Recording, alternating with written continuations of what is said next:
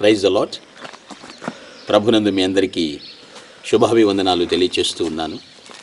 మీరందరూ బాగున్నారని మీకోసం నిత్యము ప్రార్థిస్తున్నాం. ఈరోజు దేవుని యొక్క వాక్యాన్ని జ్ఞాపకం చేసుకుందాం. గలతీయులకు భక్తుడైనటువంటి పౌలు రాసినటువంటి పత్రిక 2వ అధ్యాయము 17 నుండి 21 వచనాల వరకు చదువుతున్నాను.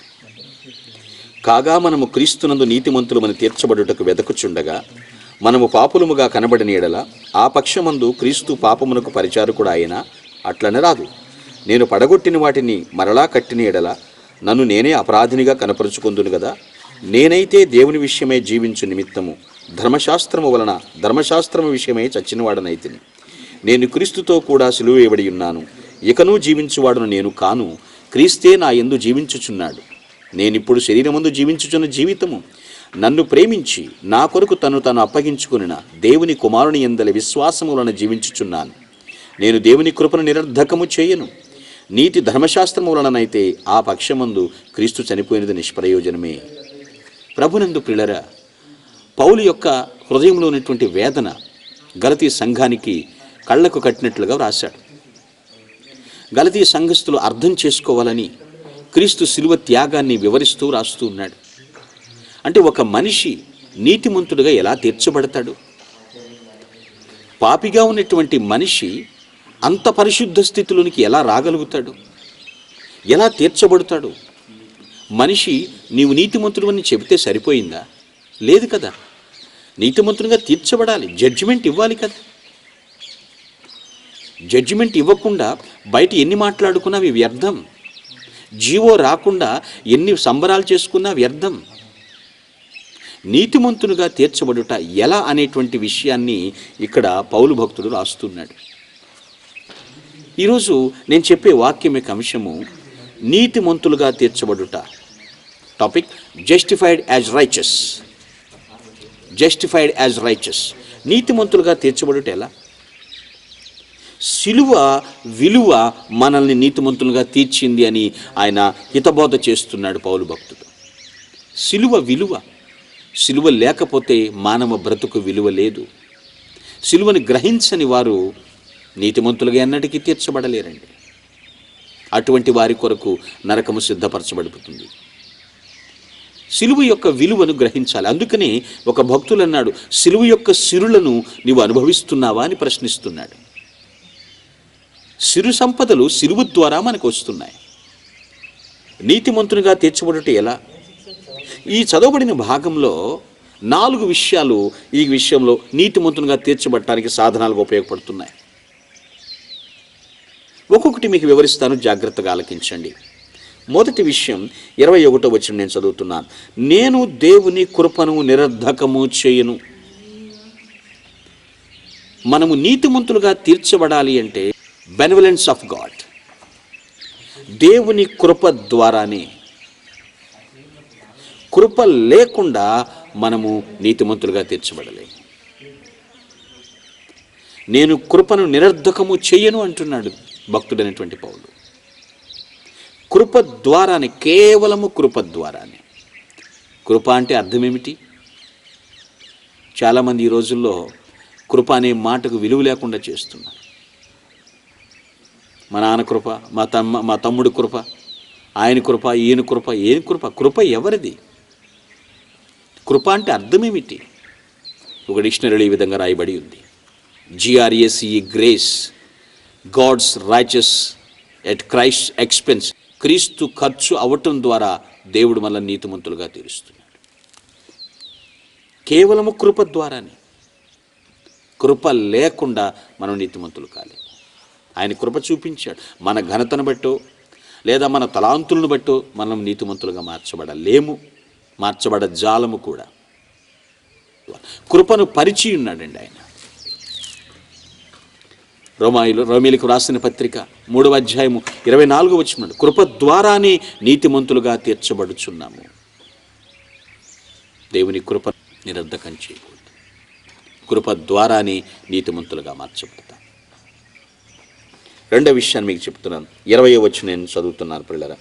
నేను క్రీస్తుతో కూడా సిలువబడి ఉన్నాను, ఇకను జీవించువాడు నేను కాను, క్రీస్తే నా యందు జీవించుచున్నాడు. నేనిప్పుడు శరీరమందు జీవించి నన్ను ప్రేమించి నా కొరకు తన్ను తాను అప్పగించుకు దేవుని కుమారుని విశ్వాసం వల్ల జీవిస్తున్నాను. క్రీస్తు ద్వారా జీవిస్తున్నాను అంటే ఏంటి? క్రీస్తు గొప్పతనం. అందరిలాగా వచ్చి క్రీస్తు వెళ్ళిపోయాడా? అందరిలాగా వచ్చి మాయలు చేశాడా? లేదు. క్రీస్తు చేసిన కార్యం ఏమిటంటే అందరి పాపముల కొరకు రక్తము చిందించాడు. Blood of the Lord. రక్తము ద్వారా రక్తము చిందించి మనుషులకు రావాల్సిన శిక్షను భరించి ఉన్నాడు. ఎస్, రక్తము చిందించకుండా పాపక్షమాపణ కలగదని సామాన్యముగా చెప్పవచ్చు. రక్తము చిందించాడు. ప్రభునందు ప్రియమైనటువంటి దేవుని బిడ్డ, నువ్వు ఆలోచించి ఎలా నీతిమంతులు అవుతావు, ఏ విధంగా నీతిమంతులుగా జీవించగలుగుతావు? రక్తము చిందించగలదు. క్రీస్తు రక్తము చిందించి మనకు రావలసినటువంటి శిక్షను భరించి ఉన్నాడు. ఎంత గొప్ప విషయం! ఈ రోజుల్లో ఒకరి శిక్ష ఇంకొకరు భరించడం అంటే సామాన్యమైన విషయం. నాకెందుకు వచ్చింది బాబు? నో. అందుకే పౌలు అన్నాడు, క్రీస్తు ద్వారానే మనకి జీవితం అంటున్నాడు. శిక్షను భరించి ఉన్నాడు. రోమీయులకు రాసిన పత్రిక 5వ అధ్యాయము 9వ వచనం ప్రకారంగా చూస్తే ఎస్, రక్తము చిందించబడింది. ఆయన రక్తము ద్వారా మనము నీతిమంతులుగా తీర్చబడుతున్నాము. మూడో విషయాన్ని చూసుకున్నట్లయితే మరలా 20వ వచనం చదువుతున్నాను మధ్యలో నుండి. నేనిప్పుడు శరీరమందు జీవించుచున్న జీవితము నన్ను ప్రేమించి నా కొరకు తన్ను తాను అప్పగించుకున్న దేవుని కుమారుని యందలి విశ్వాసము వలన జీవించుచున్నాను. మూడవదిగా మనం నీతిమంతులుగా తీర్చబడాలంటే కృప ద్వారాను, ఆయన చిందించిన రక్తము ద్వారా, దాన్ని బట్టి మనం నీతిమంతులు తీర్చబడుతున్నాం. మూడవది విశ్వాసము, ఫెయిత్, బిలీఫ్ ఇన్ లార్డ్. విశ్వాసము లేకుండా ఏది చేయలేదండి. నమ్మాలి, నా కొరకే క్రీస్తు భూమి మీదకి వచ్చాడు, నా కొరకే ఆయన సిలువనెక్కాడు, నా కొరకే సమాధిలోంచి తిరిగి లేచాడు, నన్ను రక్షించటానికే. విశ్వాసం అవసరం. విశ్వాసము గొప్ప విజయ తీరాలకు చేరుస్తుంది. నమ్మిక లేకపోతే కష్టం. నమ్ముట నీ వలననైతే నమ్మువానికి సమస్తము సాధ్యము. నమ్ముచున్నామా? విశ్వాసం ఏమిటి? నేను మత విశ్వాసాల గురించి మీకు బోధించడానికి నేను ఈ స్థలంలో లేనండి. నువ్వు ఖచ్చితంగా నమ్మవలసిన విశ్వాసం క్రీస్తు దేవుని యందలి నేను జీవిస్తున్నాను అంటున్నాడు పౌలు. ఆయన లేకపోతే నేను లేను. ఒకప్పుడు విచ్చలవిడిగా పెచ్చి పెరిగిపోయిపోయి ఎంతోమందిని హింసించినటువంటి సౌలుగా జీవితం వ్యర్థమనుకుని దేవుడి దెబ్బ కొట్టి పౌలుగా మార్చిన తర్వాత నేను ఆయన యందలి విశ్వాసంతో జీవిస్తున్నాను అంటున్నాడు. విశ్వాసానికి కొలత వేయగలమా? ఎంత విశ్వాసం ఉంది నీకు? అల్ప విశ్వాసమా, అవిశ్వాసమా? ఏ విధంగా ఉన్నావు? విశ్వాసం అవసరం. అబ్రహామును మనం ఉదాహరణగా తీసుకున్నట్లయితే అసలు నమ్మటానికంటూ ఒక రుజువు కూడా లేనటువంటి ఆ రోజుల్లోనే, విశ్వాసమునకు ఆధారం లేని రోజుల్లోనే దేవుని మాట నమ్మి వెళ్ళు అంటే వెళ్ళిపోయాడు. అక్కడి నుంచి మళ్ళీ బయలుదేరు అంటే బయలుదేరాడు. నువ్వు మనుషుల పట్ల విశ్వాసం కలిగి మోసపోయి ఉంటావు. మోసపోయి నీ హృదయం బండబారిపోయిందేమో. దేవుని యందలి విశ్వాసం ఉంచితే నువ్వు నీతిమంతులుగా తీర్చబడతావు. అబ్రహాము దేవుని నమ్మెను, అది ఆయనకు నీతిగా ఎంచబడి.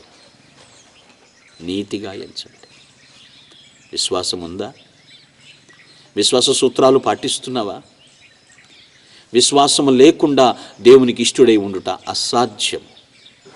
కష్టం అనే మాట రాయలేదు అక్కడ. అసాధ్యము, ఇంపాసిబుల్. విశ్వాసము ద్వారా నీతిమంతులుగా తీర్చబడతాం. దేవుని కృప ఉండాలి. రెండవదిగా ఆయన రక్తము చిందించాడనే విషయం నీకు తెలియాలి.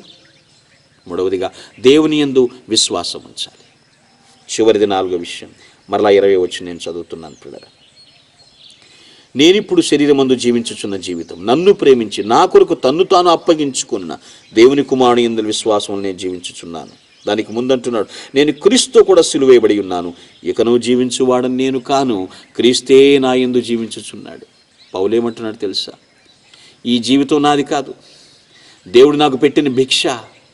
ఏం చేస్తున్నాడని తను తాను తగ్గించుకుంటున్నాడు.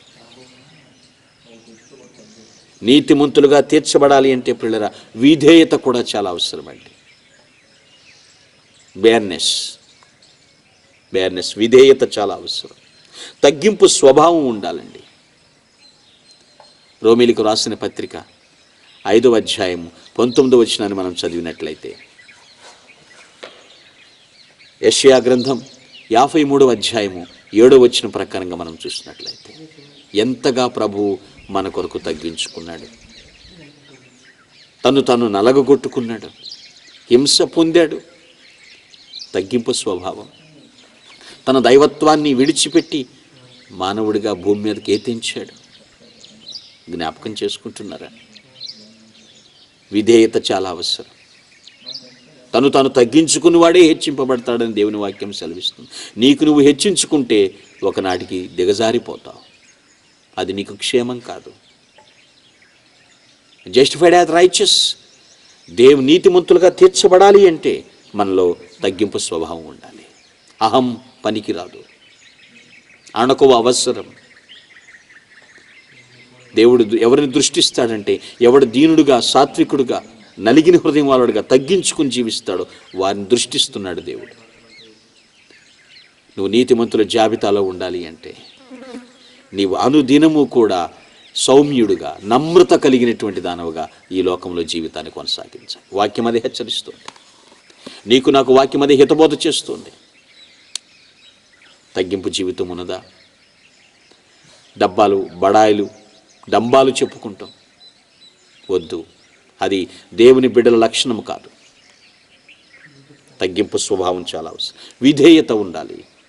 విధేయత అండి ఎప్పుడు కూడా అధికారం కోరదు, కానీ అధికారాన్ని తన కాళ్ళ దగ్గరికి తెచ్చుకుంటుంది. విధేయత అవసరం. విర్రవీగి ప్రవర్తించొద్దు. నీతిమంతులుగా తీర్చబడాలి అంటే దేవుని వాక్య ప్రకారం తగ్గింపు స్వభావం చాలా అవసరం. ప్రభువే మనకి బెస్ట్ రోల్ మోడల్. ఆయన పోలి మనం నడుచుకోవాలి. నేను ముగించబోతున్నాను ప్రియులరా. జస్టిఫైడ్ యాజ్ రైచియస్, నీతిమంతులుగా తీర్చబడుట ఎలా అనేటువంటి విషయాన్ని మనం తెలుసుకున్నాం. 4 విషయాలు. దేవుని కృప ద్వారా, దేవుడు చిందించిన రక్తము ద్వారా, దేవుని యందలి విశ్వాసము ద్వారా, దేవుని సన్నిధిలో విధేయత కలిగి జీవించటం ద్వారా మనము నీతిమంతులుగా తీర్చబడతాం. దీనంతటికి మూలం నేను మీకు చెప్తాను, ఆలోచించండి. ముగింపులో కొరింథీయులకు రాసిన 2వ పత్రిక 8వ అధ్యాయము 9వ వచనంలో ఉన్నటువంటి మాట నేను మీకు చదివి వినిపిస్తాను. జాగ్రత్తగా ఆలకించండి. మీరు మన ప్రభు అయిన యేసుక్రీస్తు కృపను ఎరుగుదురు కదా. ఆయన ధనవంతుడై ఉండి మీరు తన దారిద్ర్యము వలన ధనవంతులు కావాలనని మీ నిమిత్తము దరిద్రుడాయను. దేవుడు ధనవంతుడు. ఈ భూమి మీద, ఈ భూ ప్రపంచంలో ఎవ్వరూ లేనంత సామంతమని, ఎవరు లేనంత ధనవంతుడైన ఎవ్వరూ ఆయనకి పోటీ రారు. కానీ మనము ధనవంతులము కావాలనని మన కోసం ఆయన దరిద్రుడాయను. ఆయన్ని చంపేసేటప్పుడు వస్త్రాలు పీకేశారు. ఆయన వస్త్రాలు కూడా చీట్లు వేసుకున్నారు. ఎంత అవహేళన! దరిద్రుడుగా. ఎవరి కోసం? పాపి స్థానంలో ఉన్నటువంటి మనల్ని నీతిమంతులుగా మార్చి తన రాజ్య వారసులుగా చేయటం కోసం దరిద్రుడుగా, మన కోసం దరిద్రుడుగా. పిల్లలు తల్లిదండ్రులను చూడకపోతే తల్లిదండ్రులు ఒక మాట అంటారు, నీ కోసం నేను ఎన్ని ఇబ్బందులు పడ్డానురా, నిన్ను పెంచి పెద్ద చేసి చదివించి ఈ ప్రయోజకం చేయటానికి నా రెక్కల ముక్కల చేసుకున్నానంటే ఆ పిల్లలకి పిచ్చిగా కనపడవచ్చు. దానికన్నా బృహత్తరమైనటువంటిదండి ఈ కార్యము. మనము ధనవంతులము కావాలని మన కోసము దరిద్రుడాయని. క్రీస్తు శిలువ త్యాగాన్ని అర్థం చేసుకుంటావా? దేవుని త్యాగాన్ని నువ్వు అర్థం చేసుకున్నట్లయితే నువ్వు నీతిమంతులుగా మార్చబడతావు. నేడే నీతిమంతుల జాబితాలో నీ పేరు ఉంటుంది. ప్రభువా,